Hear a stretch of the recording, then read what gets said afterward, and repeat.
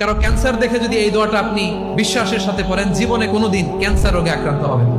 দুর্ঘটনা দেখে যদি পড়েন, ওই দুর্ঘটনা আপনাকে স্পর্শ করবে না। যে কোনো কারো বিপদ দেখে যদি কোনো বিশ্বাসী বান্দা এই দোয়া পড়ে, বিশ্বনবী বলেন লাম ইউসিবহু যালিকাল বালা, ওই বিপদ তাকে আর ধরবে না। উফিয়া মিনহু মিন যালিকাল বালা কাইনাম মা কান, সে যতদিন হায়াত পাবে কোনোদিন ওই বিপদ তাকে স্পর্শ করবে না। অনেক সময় আমরা দেখি হাসপাতালে ক্যান্সারের 3rd স্টেজে চলে গেছে, লোকটা হ্যাংলা হয়ে চিকন হয়ে হায়রে কি কষ্ট পায়, দেখি না? বিষ্ণু বলে একটা দোয়া যদি কেউ অন্যের কোনো বিপদ দেখে পড়ে, ওই বিপদ তার জীবনে কখনো আসবে না। অনেক সময় হয় যে আমরা মহাসড়ক দিয়ে যখন চড়ি, দুর্ঘটনায় আইরে আল্লাহ, দুর্ঘটনায় মানুষের মাথা একদিকে দেহ আরেকদিকে, এরকম হয় না? আল্লাহ তুমি হেফাজত করো। বিশ্বনবী বলেন এই দুর্ঘটনা দেখে কেউ যদি এই দোয়াটা পড়ে, তার জীবনে সে কোনোদিন এরকম অ্যাক্সিডেন্টের সম্মুখীন হবে না।